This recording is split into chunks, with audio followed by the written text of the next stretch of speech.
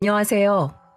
요즘 시대는 옛날과는 많이 바뀌어서 시모가 며느리 눈치 보며 산다고 하죠. 하지만 저는 아니었어요. 여전히 옛날 사고방식을 가지고 있는 시모 밑에서 참 험한 꼴 많이 봤습니다. 기가 막히고 코가 막히는 사연이라 저 혼자 알고 있기 아까워서 이렇게 사연으로 적어 공개를 해볼까 합니다. 여러분들의 지금 시모는 어떠신가요? 저는 아마 들으시면 모두가 다 분통을 터뜨릴 만큼 답답한 사고방식을 가진 분과 함께 지냈어요. 지금부터 그 이야기를 한번 시작해 볼게요. 저희 남편을 만나게 된 건 정말 우연이었습니다. 저는 엄마와 동대문에서 중형 크기의 의류 공장을 운영하면서 나름 사업을 하고 있었어요. 물론 사업장은 엄마 이름으로 되어 있었지만 저도 엄마 옆에서 일을 도우며 사업을 확장하는데 일조를 해나가고 있었고요. 그러던 어느 날 평소 거래하던 거래처에서 갑자기 계약 위반으로 인해 저희 사업장에 손해가 가면서 소송까지 가게 되었고, 그때 저희가 의뢰했던 변호사 사무실에서 남편을 처음 만나게 되었네요. 남편은 변호사 사무실에서 사무장으로 일하는 사람이었어요. 처음에는 사무장이기 때문에 변호사를 대신해서 연락하는 경우가 종종 있어 문자나 통화를 주고받게 되었고, 승소를 한 이후에는 먼저 그 사람이 저에게 사적으로 다가오면서부터 연애를 시작하게 되었습니다. 연애 시절에 그는 다정한 사람이었습니다. 물론 변호사 사무실에서 일을 하면서 본인이 마치 변호사인 것처럼 행동하는 허세가 있기도 했지만 그 정도 허세는 남자라면 누구에게나 있을 거라고 생각을 했어요. 또 사랑하는 사람이다 보니까 그런 점들이 귀엽게 보이기도 했고요. 하지만 이게 결혼해서는 저를 최악의 상황으로까지 몰아갈 줄은 정말 꿈에도 생각을 못했습니다. 저희는 한 1년 반 정도 연애를 하다가 결혼을 했습니다. 둘 다 결혼할 나이가 되어서 만나게 된 거였기 때문에 자연스럽게 결혼까지 이어지게 되었어요. 결혼 전에 만난 시모는 그냥 평범했습니다. 제 시부는 몇 해 전 돌아가셨다고 들었어요. 약간 몸이 안 좋으셨는데 갑작스럽게 지병으로 돌아가셨다고 하더라고요. 그래서 시어머니 홀로 간단하게 일을 하시면서 지내는 듯 했습니다. 그리고 특별히 결혼 전에는 어머니와의 관계도 나쁘지 않았어요. 그냥 적당히 저를 며느리 대우해 줄 줄 아는 사람이었거든요. 저희 둘 다 혼수나 결혼식에 목매는 스타일이 아니었기 때문에 평범한 결혼식에 평범한 혼수를 장만했습니다. 게다가 그런 것 가지고 시댁이나 저희 친정에서도 크게 터치를 하지 않아서 모든 게 순조롭게 진행이 되었어요. 그렇게 우리는 모든 분들의 축복 속에 결혼을 하게 되었습니다. 초반에는 너무 행복했어요. 이런 행복이 영원하기를 바라며 저도 나름 남편을 내조하며 일도 같이 하고 있었죠. 문제는 그 뒤부터였습니다. 어느 날부턴가 결혼 전에는 몰랐던 시모의 은근한 차별이 느껴지기 시작했어요. 저희는 시댁이나 친정을 좀 자유롭게 다니는 편이었어요. 워낙에 집들이 다 가까이 있다 보니까 그럴 수밖에 없었고요. 주말이면 거의 친정 아니면 시댁에서 지낼 정도였으니까요. 하지만 그 안에서 저는 조금씩 시댁에 갈 때마다 소외감을 느껴야만 했어요. 시댁에서 느끼는 소외감은 결코 제 오해가 아니었어요. 예를 들어 이런 식이었죠. 어머니, 저희 왔어요. 그래, 왔니? 얼른 저녁 준비하자. 안 그래도 너희랑 같이 먹으려고 고기 사놨어. 그러셨어요? 저희가 오는 길에 사와도 되는데.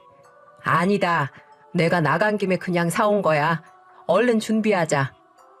네, 어머니. 어머, 삼겹살만 사셨을 거라 생각했는데 소고기도 사셨어요? 그것도 한우로? 와, 왜 이렇게 돈을 많이 쓰셨어요? 그래도 이왕 먹는 거 이럴 때 쓰지 언제 쓰겠니? 아우, 맛있겠다. 얼른 차릴게요. 저는 이때까지만 해도 기분이 나쁘지 않았습니다. 그저 오랜만에 소고기를 먹을 생각에 약간 들떠있기까지 했었어요. 하지만 그 이후에 저의 기분은 바닥으로 가라앉을 수밖에 없었어요. 아들, 우리 사무장님 밥 많이 먹어. 자, 얼른 이것 좀 먹어봐라. 네, 엄마도 드세요. 시어머니는 제가 굽는 고기를 익는 족족 본인 아들 앞에다가 가져다 두셨어요. 게다가 저는 소고기를 정말 좋아해서 하나 잘 익은 것으로 맛보고 싶었는데 한쪽의 가족들도 먹이고 저도 몇 점 먹어보려고 굽는 것들까지도 전부 다 본인 아들에게 주셨어요. 어때? 아들, 맛있지? 이거 특별히 내가 큰 맘 먹고 우리 사무장님 먹인다고 한우 2플러스 등급으로 산 거야. 그러셨어요? 아우, 비싼 거라 그런지 입에서 아주 살살 녹아. 저는 제 속도 모르고 마냥 좋아라만 하는 남편의 모습이 너무나도 얄미웠습니다. 게다가 소고기가 거의 남아있지 않을 때까지도 저에게는 한 점 먹어보라고 권하지도 않는 시어머니를 보면서 너무 서운했어요. 그래서 그대로 제 속에 있는 말들을 내뱉었습니다. 어머니, 저도 소고기 좀 먹어보고 싶어요. 어떻게 익는 족족 다 아들한테 가져다 주세요. 여기 며느리도 있는데. 아유, 넌 여기 삼겹살 있잖니? 그냥 너랑 나는 삼겹살이나 먹자. 여자들은 소고기 몸에 안 좋아. 너도 하루 종일 공장에서 일하고 그러면 먼지도 많이 마셨을 거고 그럴 때 삼겹살이 최고다. 그리고 우리 애는 하루 종일 머리 써가며 일하는 사람인데 이럴 때 체력 보충해야지 언제 하니? 너는 안 사람이 돼가지고 남편 좋은 거 먹인다는데 그렇게 심술 부리면 쓰겠니? 저는 시어머니의 대답에 기가 찼습니다. 이건 무슨 조선시대도 아니고 남편 좋은 거 먹을 때 부인은 옆에서 가만히 냄새만 맡고 있어야 하는 건가요? 저는 도무지 어머니의 말씀이 이해가 되질 않았습니다. 어머니, 그런 게 어딨어요? 그리고 소고기가 여자들한테 안 좋다는 소리는 살다 처음 듣네요. 저도 밖에서 하루 종일 공장 돌리고 오는 사람인데 저도 만만치 않게 힘들어요. 이 사람보다 일하는 시간도 더 길다고요. 예, 너는 그래도 밖에서 일한다고 해도 공장 사람들 부리면서 일하잖니. 내 아들은 지가 다 하는데. 그리고 나 때는 남편 먹는 건 쳐다도 안 봤어, 얘. 겸상도 안 했다고. 너는 여기 고기 남은 것도 많은데 아주 그냥 그 고기 좀 안 줬다고 이렇게까지 열을 내는 거야? 점점 시어머니의 말도 안 되는 이야기를 들을 가치를 느끼지 못했습니다. 그리고 솔직히 저도 고기 하나 가지고 이렇게 유치하게 구는 것도 싫었고요. 하지만 그동안 좋은 건 제 아들만 챙기고 은근슬쩍 저는 빼버리는 그 태도에 대한 서운함들이 계속해서 쌓여져 있었고 그게 이번 소고기 사건으로 터지게 된 거죠. 하지만 이렇게 어머니와 싸우다가는 제가 더 유치해질 것만 같아서 그만두려고 했어요. 당신, 어머니가 그래도 생각해서 고기 사다 주셨는데 왜 그래? 당신도 당신 시어머니 보고 고기 좀 드시란 소리 했어? 그것도 안 했으면서 뭘 서운했다고 어른한테 함부로 따져. 그럼 안 되는 거지. 뭐라 그래서 지금? 당신 나한테 하는 소리야? 당신은 내가 고기 굽는 동안 나 몇 번이나 먹는지 보기는 했니? 한 번이라도 자기가 굽는다고 해봤어? 나는 불 앞에서 얼굴이 달아오르든 말든 밥을 먹든 말든 신경이나 썼냐고. 어떻게 그렇게 무심하게 말을 해? 저는 그 자리에서 화가 나서 시댁에서 나와버렸어요. 저를 버르장머리 없는 사람이라고 봐도 상관없었습니다. 저희 집은 엄마가 사위 오면 100년 손님 대접해야 한다며 이것저것 몸에 좋은 건 다 준비해서 그렇게 대우해 주는데 저는 완전히 시댁에만 가면 똥개보다 못한 대우를 받아야만 했습니다. 그런 것들이 하나둘 쌓이다 보니 저에게는 서러움으로 변해버렸고 결국에는 이렇게 터져버린 거죠. 그날 저는 집으로 혼자 돌아와 열이 받아 혼자 마트에 가서 장을 봐와 소고기를 잔뜩 사서 구워 먹었습니다. 나름 혼자 먹는 고기도 맛있더라고요. 그렇게 혼자 포식을 하다 치우고 나니까 남편이 집으로 들어오더군요. 전 남편 얼굴을 보자마자 짜증이 나서 쳐다보지도 않았습니다. 그러다 보니 먼저 화해의 제스처를 취하더군요. 여보, 내가 미안해. 엄마도 당신 그렇게 가고 나서 화가 많이 나셔서 좀 달래드리느라 늦었어. 됐어. 내가 진짜 당신 집에만 가면 얼마나 서러운 줄 알아? 어떻게 사람이 그렇게 이기적이야. 당신도 당신 어머니도 그러는 거 아니야. 내가 뭐 거기서 밥이나 차리고 고기나 구우려고 시집간 줄 알아? 진짜 해도 너무 하잖아. 그래, 알았어. 미안해. 화 풀어. 대신 내일은 우리 둘이서 맛있는 거 먹으러 가자. 몰라. 저는 화가 쉽게 풀리지 않았습니다. 그래서 그 주말은 결국에는 남편과 풀지 않았어요. 냉전이 오래가고 그 다음 주말에는 시댁에도 찾아가지 않았고요. 이번에는 정말 저의 입장을 잘 보여줘야겠다는 생각뿐이었어요.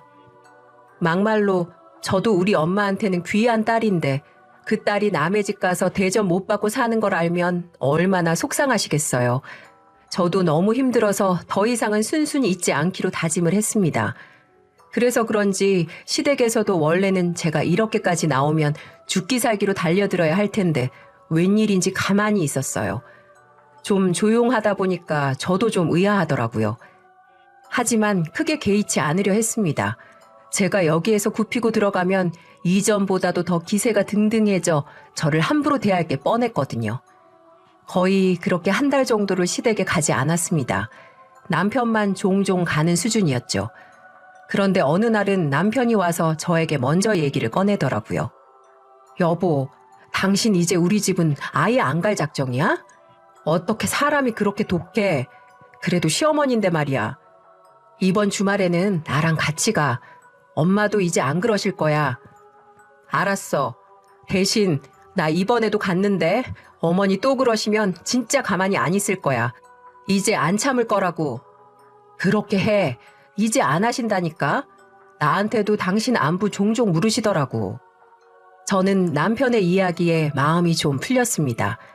그래도 저를 궁금은 하셨는지 안부를 물어보신다는 소리에 다가오던 그 주말에 소고기를 사들고 찾아갔죠. 또 혹시나 소고기와 삼겹살을 같이 사가면 차별하시고 싸울까봐 삼겹살은 아예 쳐다보지도 않고 소고기만 사들고 갔어요. 근데 이게 웬 걸까요? 시댁에 가자마자 제가 왔는데도 시모의 표정은 너무 냉랭하더라고요.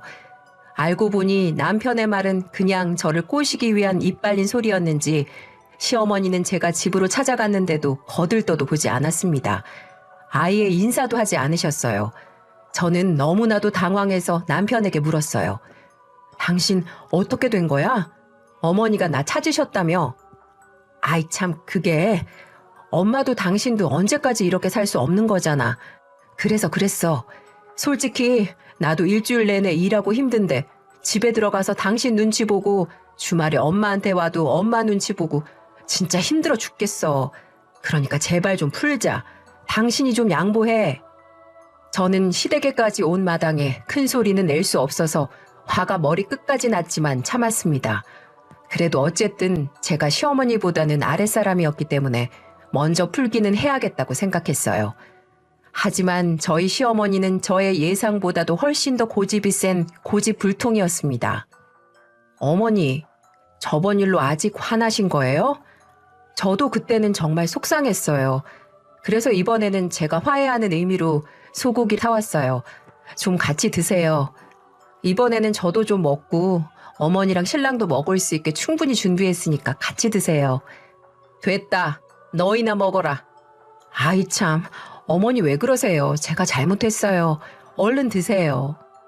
저의 계속되는 권유에 어머니도 마지못해서 오셨습니다. 하지만 그걸로 우리 어머니는 저에게 완전히 본때를 보여주실 작정이었던 것 같아요. 이번에는 어쩐 일인지 어머니가 직접 고기를 굽겠다고 나서시는 겁니다. 예, 그냥 내가 구울 테니 너희는 어서 먹거라. 아니에요, 어머니. 어머니가 왜요? 제가 구워드릴게요. 이랑 얼른 드세요. 아니라니까. 내가 구울 테니까 너희 먹으라고. 너무나도 완강하게 말씀하시는 어머니 말씀에 저는 어쩔 수 없이 자리에 앉았어요. 그리고는 어머니가 구워주시는 고기를 먹었어요. 근데 진짜 이게 어머니가 저에게 하는 참교육이었습니다. 어머니는 완전히 태운 소고기를 제 그릇에 올려주시고 살짝 익은 소고기는 남편에게만 주셨어요. 이 모습을 보면서 저는 기가 찼습니다. 어떻게 이렇게까지 고집이 세실까 싶었거든요. 하지만 어머니도 저를 너무 만만하게 보신 거였어요. 저도 어린 나이에 대학도 가지 않고 엄마 공장에서 일하며 쌓아온 사회생활 연륜이 있었기에 마냥 당할 성격이 아니었거든요. 저는 제 접시로 올려주시는 탄고기를 어머니가 보는 앞에서 남편 접시로 냉큼 옮겨서 담아버렸어요. 그리고는 맛있어 보이는 소고기를 남편의 접시에서 뺏어와 제가 먹어버렸습니다. 어머니, 맛있네요. 소고기가 정말 맛있어요. 어쩜 어머니 아들 주신다고 그렇게 정성스럽게 구우시더니 이렇게 맛있는 거였네요. 저도 한번 먹어보고 싶어서요. 소고기가 무슨 맛인지. 제 고기도 맛있을 거예요. 어머니가 아무렴 며느리 주려고 구우신 건데 맛이 없을까요? 이 사람도 한번 맛보라고 줘봤어요. 저의 당돌한 말에 어머니는 분한지 얼굴이 울그락불그락해지기 시작했어요. 그리고는 저에게 한 소리를 크게 내기 시작하셨고요. 야, 지금 뭐 하는 짓이야? 어디서 버르장머리 없이 이 시애미를 가르치려고 들어? 어머니, 말씀 똑바로 하세요. 저는 가르치려고 한 적 없어요. 어머니가 하도 그 맛있는 거 아들한테만 주시길래 저도 맛 좀 보고 싶어서 먹어본 것 뿐인데 말씀 그렇게 서운하게 하세요? 근데 생각보다는 별로였어요. 역시 저도 고기가 아무리 좋아도 우리 엄마가 구워주시는 게 더 맛있네요. 저는 이 말만 하고는 저번처럼 그대로 시댁에서 나와버렸습니다. 도무지 어머니와는 대화가 되질 않았어요. 그 고집과 성질이 죽지 않는 한 저도 물러서지 않을 작정이었거든요. 그렇게 또다시 냉전에 들어가게 되었습니다. 어머니와의 사이는 점점 좁아지지 않을 듯 보였고요. 그때도 남편은 저한테 되려 뭐라고 하더군요. 집에 돌아온 저에게 남편이 와서 이번에는 화를 냈습니다. 당신 어떻게 그렇게 철이 없어. 어른이 그렇게까지 하면 그냥 꺾여야지. 그러다가 부러지는 수가 있어 당신. 엄마가 아들 챙기는 거 당연한 건데 왜 이래 진짜. 그깟 고기 내가 다 사줄게. 내가 지금 그깟 고기 때문에 그러는 줄 알아? 나도 우리 엄마한테 귀한 자식이야. 너만 니네 엄마 자식이야? 너는 네 마누라가 그 수모를 겪는데도 니네 엄마 편만 들고 싶니? 진짜 너무 싫다. 너네 엄마나 너나 너무 싫어. 저는 남편에게도 지지 않고 이야기를 했습니다. 그러다가 남편과도 냉전을 가지게 되었어요. 저의 화는 쉽게 풀리지 않았어요. 저는 정말 고기 하나 가지고 그러는 게 아니었어요. 어머니는 무조건 좋은 것 있으면 제 아들만 챙겼습니다. 맨날 하는 소리라곤 우리 사무장님 하면서 좋은 옷, 보약 다 입히고 저한테는 남편한테 잘해야 한다. 여자가 잘해야 집안이 성공하는 법이라는 둥 조선시대 같은 소리들만 해대셨거든요. 그러다 진짜 서운함이 폭발하게 된 사건이 하나 더 생겨나게 되었어요. 어느 날 남편 차가 바뀌어 있더라고요. 생전 처음 보는 차였습니다. 근데 차가 상당히 비싸 보였어요. 분명 남편 차는 그랜저였는데 고급 벤츠 자동차를 타고 다니는 게 보여서 남편에게 물었죠. 여보, 이건 뭐야? 당신 차야? 아, 당신 몰랐겠구나. 엄마가 한 대 뽑아주셨어. 그래도 변호사 사무실에서 사무장 하고 있는데 아무 차나 타고 다니면 안 된다고 벤츠로 쌈박하게 뽑아주시더라고. 걱정하지 마. 차 할부는 엄마가 내고 있으니까. 저는 기가 막혔습니다. 차를 사준 어머니도 대단했지만 이걸 저한테 말을 하지 않은 남편도 더 기가 찼어요. 당신 아무리 그래도 내게 의논이라는 걸 했어야 되는 거 아니야? 아무리 어머님이 할부값을 내준다고 하지만 그게 한두 푼도 아니고 그럼 유지비는 그건 어떻게 할 건데? 난 솔직히 이해가 안 돼. 사람은 자기 분수에 맞게 살아야 된다고 생각해. 당신이 무슨 변호사도 아니고 사무장이라는 직업 가지고 있으면서 벤치가 가당키나 해? 그러다가 혹시 어머님이 할부값 못 내주신다고 그러면 어쩔 건데? 그럼 당신이 책임질 거야? 당신 말이 너무 심한 거 아니야? 나는 이렇게 1억 넘은 차 타고 다니면 안 돼? 남자는 차에 욕심이 있어서 한 번쯤은 타고 싶은 소망이 있다고. 그리고 당신한테는 죽어도 할부값 내달라고 안 할 테니까 걱정 마. 내가 당신한테 미리 말 안 한 건 미안한데 사실 당신 성격에 반대할까 봐 그랬어. 이번은 이해해줘. 그 대신 더 열심히 할게. 어이가 없었어요. 한 달에 월급 400 받는 사람이 벤츠가 말이 되나요? 원래 타고 다니던 그랜저도 충분한데 허세만 가득하고 철이 없는 남편이 이해가 되질 않았습니다.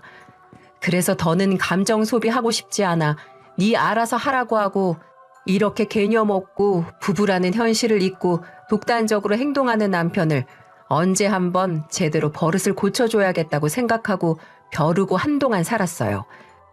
근데 한 8개월이 지난 뒤로 어머니에게서 연락이 왔습니다. 이때는 어머니와도 냉전 시기를 끝내고 조금씩 왕래를 하고 있었어요. 그래도 평소에 먼저 연락하시는 법은 없었는데 갑자기 저한테 전화를 하셨습니다. 네, 어머니 어쩐 일이세요? 다른 게 아니라 너네 공장 돈 좀 번다면서? 네? 뭐 그냥 열심히 하고 있죠. 근데 그건 왜 물어보시는 거예요? 그럼 네가 좀 니네 남편 차값 좀 내라. 내가 내고 나니까 아주 등골 휘겠어. 어차피 네 남편이고 너도 옆에 앉아서 편하게 타고 다닐 것 아니니. 그러니까 네가 좀 내. 어머니, 그거 어머니가 어머니 아들 사주신 거잖아요. 근데 그걸 제가 왜 내요? 넌 또 말대꾸야? 그냥 좀 하라면 해. 너는 이 늙고 힘없는 시애미가 그 큰 돈을 내고 있다는데 신경도 안 쓰여? 어떻게 돈 내는 거 보태지는 못할 망정 그렇게 이야기를 하고 있니?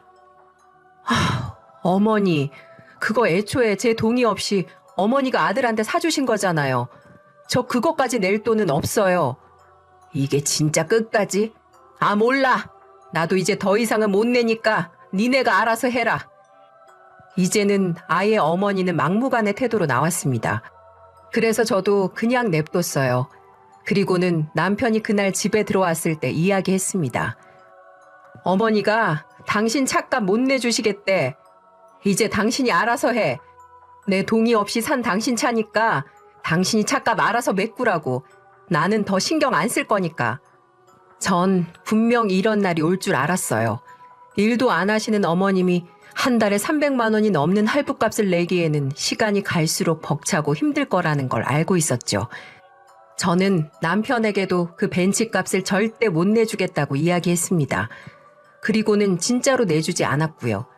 그때까지만 해도 제가 버는 돈은 저축을 하고 남편이 벌어오는 돈으로 생활비를 하고 있었기 때문에 남편 월급으로 벤치값은 택도 없었습니다. 하지만 남편은 벤치의 맛을 알았는지 할부값을 못 내 연체 위기 상황이 와도 팔질 않았어요. 그러더니 제게 의지하려고 안 하는 짓거리를 하는 겁니다. 평소 하지 않는 집 청소, 설거지, 빨래 등을 하며 제 마음을 돌리고 싶어 하더라고요. 처음에는 남편이 아부를 떨든 애교를 부리든 집 청소를 하든 눈 하나 깜빡하지 않았지만 거의 한 달 동안 그런 모습을 보며 저도 마음이 점점 약해지더라고요. 여보, 봐봐. 이번 주까지 안 내면 나 연체돼서 신용등급 떨어질 수 있대. 뭐 어쩌라고 이 등신 같은 인간아. 아, 짜증나. 저는 마음 같아서는 계속 고집을 꺾고 싶지 않았지만 남편이 그래도 변하려고 하고 막상 남편이 할부값을 못 내면 신용불량자가 될 수도 있다고 생각하니 마음이 약해졌습니다. 못나도 내 남편, 개념 없어도 내 남편인데 하나밖에 없는 남편을 저 차 하나 때문에 신용을 박살내고 싶진 않았거든요. 그래서 결국 남편의 할부값을 내주게 되었죠. 어린아이처럼 좋아하는 남편의 모습을 보고 저 사람이랑 어떻게 인생을 살아야 하나 이런 생각도 들었지만 이미 내주기로 마음먹은 거 그 자리에서 송금을 해주었어요. 당신 이번이 마지막이야. 한 번만 더 나랑 상의 없이 이런 일 저지르면 그땐 정말 가만 안 둬. 무조건 그땐 이혼이니까 무슨 일 할 때는 잘 판단하고 생각해. 알았어? 그렇게 저는 마지막으로 남편에게 경고를 주며 벤츠 일은 마무리 짓기로 했어요.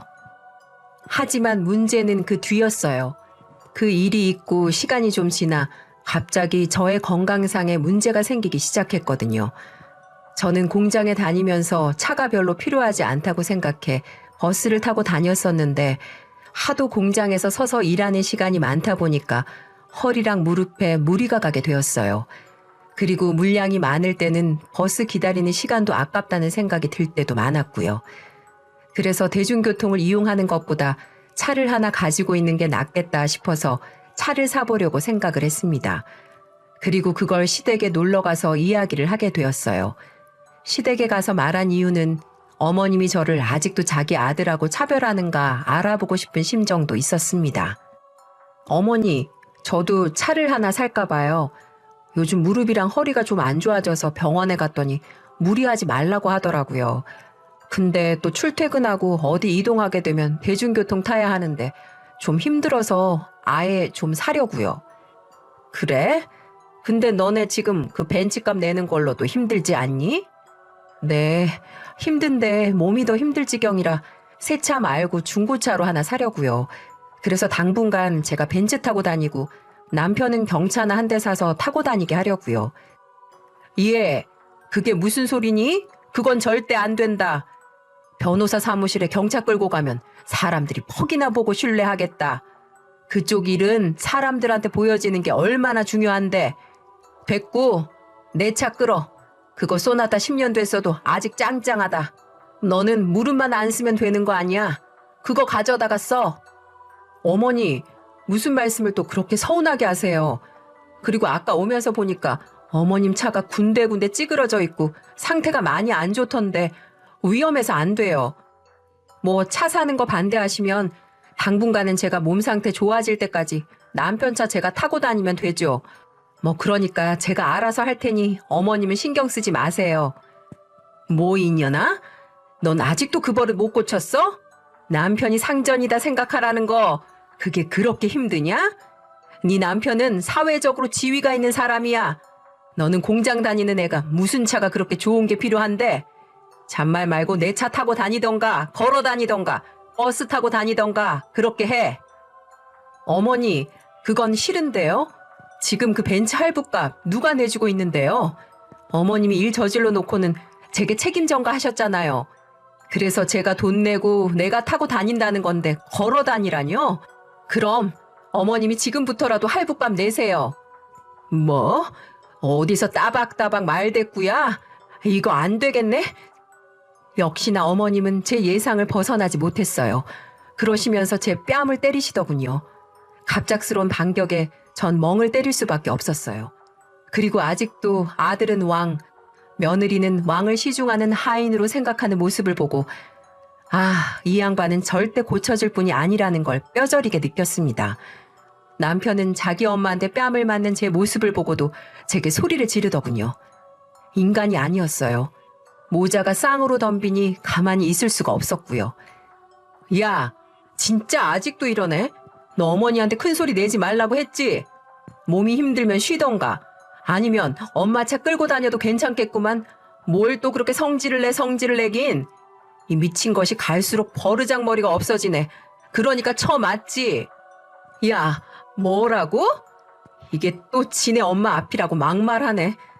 너는 편하게 1억 넘는 벤츠 타고 다니니까 맨날 버스 타고 다니는 내 심정 모르지? 정상적인 남편이라면 마누라가 이렇게 몸이 안 좋다면 본인 차를 내주면서 타고 다니라고 본인은 버스 타고 다니는 게 맞는 거야, 이 인간아. 근데 또 어머니 편을 들면서 날 욕해? 당신에게 난 도대체 어떤 존재야? 내가 네 물주야? 그래서 고작 벤츠값 내주고 있다고 막 나가는 거야? 야, 가짜안타 가짜나. 벤츠값 못 내서 연체될 때는 죽으라면 죽는 신용도 하던 인간이 이제는 이런 식으로 나온다 이거지? 저는 완전히 미쳐서 막말을 내뱉고 있는 남편을 보고 화를 참을 수 없었습니다. 그리고는 남편의 뒤통수를 제대로 쳐버렸어요. 남편은 화가 머리 끝까지 난 듯했어요. 저는 그대로도 참을 수 없어서 시댁 창고로 가서 굴러다니는 못을 가지고 나와 남편의 차를 완전히 다 긁어버렸습니다. 그리고는 사이드미러도 발로 차서 다 깨부셔 버렸어요. 남편은 자신의 차 꼴을 보더니 비명을 질러댔어요. 당신 뭐 하는 거야? 이게 뭐 하는 짓이야? 이게 얼마짜리 차인데? 보면 몰라? 나는 아파 죽겠다는데도 너는 멀쩡한 몸 가지고 이 좋은 거 혼자 타고 다니려고 했니?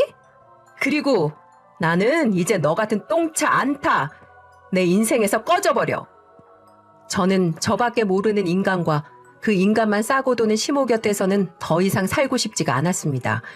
이 모진 수모를 평생 겪어야 한다는 게 끔찍했어요. 그래서 그 자리에서 이혼을 선언하고는 나와버렸어요. 그 후로 저는 남편과 이혼을 진행했습니다. 처음에는 남편도 이혼하지 못하겠다고 쌩 난리를 치더군요. 나 이혼 절대 못해. 어떻게 이혼을 해 내가. 당장 변호사 사무실에서 일하는 사람이 이혼하는 거 봤어? 내가 지위가 있지 어디 가서 이혼했다는 소리를 어떻게 해? 아휴, 이런 쓰레기 같은 것도 내가 남편이라고 그동안 데리고 살았다니. 됐다, 됐어. 꺼져. 야, 너 거기 안 서? 나 절대 이혼 못해. 안 해. 웃기지 마. 너 같은 거랑 나 못 사니까 도장 찍을 준비나 해. 저는 끝까지 저를 사랑해서가 아닌 자신의 이름에 먹칠하기 싫어 이혼 못하겠다는 남편과는 더 상종하고 싶지도 않았습니다. 그래서 결국에는 오랜 이혼 소송 끝에 저는 이혼을 하게 됐어요. 그 사이에 정말 무수히 피 터지는 싸움이 있었어요. 꼴에 변호사 사무실에서 일한다고 여기저기 알아보면서 어떻게든 재산 분할 유리하게 받고 싶어서 뛰어다니던데 참 가짜났어요. 전 그래서 전 남편이 일하는 변호사보다 훨씬 유능하고 능력 좋은 변호사를 선임해 아주 제대로 발라주었습니다. 결국 재산 분할은 제게 유리한 쪽으로 진행이 되었고 이혼을 마무리 지을 수가 있었죠. 한 번은 이혼 소송이 마무리되지 않은 상태에서 시모가 전화가 왔었어요. 예, 너 돈 좀 있다고 우리 아들 피를 말릴 작정이니? 어떻게 마지막까지도 이렇게 싸가지가 없냐? 만약에 우리 아들 눈에 피눈물 나게 하면 니네 회사 곧장 쫓아가서 다 엎어버릴 거니까 각오해라. 너 내 성격 알지? 한 번 한다고 하면 하는 성격이다. 그런 꼴 보기 싫으면 지금이라도 재산 분할 절반씩 합의하고 끝내. 알았어? 라고 하더라고요. 다짜고짜 전화를 해서 소리 지르며 막말하는 걸 보고 저도 가만히 있을 수 없었습니다. 뭐요? 아줌마 성격이요? 잘 알죠. 성격은 우리나라 5천만 명 인구 중에 1%에 속하는 개차반 성격에다 주제도 능력도 없으면서 일만 크게 만드는 개념 없는 정신 상태. 무조건 우리 아들이 최고다라고 생각하는 조선시대 발상. 또 교양이라고는 눈꼽만큼도 없는 천박한 인성. 또 말해드려요? 뭐야? 야 이년아. 그리고 저희 공장으로 쫓아오신다고 하는데 한번 와보세요. 어떤 꼴 당하나. 우리 엄마 과거에 껌 좀 씹으셨던 무서운 분이셨거든요. 험한 꼴 보고 싶으시면 언제든지 오세요. 저희가 문 활짝 열어드릴게. 그렇게 말하고는 전화를 끊어버렸습니다. 옆에서 제 전화 통화를 듣고 있던 엄마는 너 나 어릴 적에 좀 놀았던 거 어떻게 아냐고 웃으면서 말을 하더군요. 엄마도 제가 이혼한다는 소리를 듣고 많이 가슴 아파하셨어요. 당신 딸이 상처받고 안 좋게 이혼을 한다니 좋아할 부모가 세상천지 어디 있을까요? 엄마는 제가 가슴속에 담아두었던 모든 말들을 시원하게 터뜨리는 모습을 보고는 절 안아주시면서 잘했다고 속삭여 주셨습니다. 그 뒤로 시모는 제게 당당하게 소리쳤던 거와는 달리 찾아오지도 연락도 하지 않았어요. 하지도 못할 거면서 말만 뻔질나게 했던 거였겠죠. 전 남편은 어떻게 됐냐고요? 들어보니 그놈의 벤츠는 죽어도 팔기 싫은지 아직도 정신 못 차리고 낮에는 사무실 다니고 밤에는 대리운전 뛴다고 하더군요. 아마 그 할부값 내려면 몇 년간은 허리 좀 휠 겁니다. 아마 제 짐작으로는 그것도 얼마 못 가 연체돼서 신용불량자 인생이 되지 않을까 싶네요. 차라리 그래서 그 인간 인생의 쓴맛을 봤으면 좋겠네요. 이 사회가 얼마나 경쟁이 치열한지, 얼마나 돈 벌기 힘든 곳인지 고생 좀 해보면 정신 차릴련가 모르겠네요. 뭐 지금은 남남이니 지 인생 지가 살라죠 뭐. 저는 오히려 지금은 똥차를 버린 기분이라 오히려 개운하고 속이 시원합니다. 여러분도 제 글을 보시면서 제발 무시당하지 않고 사시길 바랍니다. 평생을 같이 살아야 하는데 존중받지 못하고 무시당한다면 그것만큼 비참한 일이 있을까요? 아무쪼록 제 사연을 통해서 여러분도 그동안 억눌려 왔던 것들이 좀 시원해지셨으면 좋겠습니다. 절대 당하고 살지 마세요. 존중받고 살아도 부족한 세상입니다. 그러니까 참으면 병 된다는 말 잊지 마시고 속에 있는 말 할 수 있을 때 꼭 하시길 바랄게요. 긴 사연 들어주셔서 감사합니다.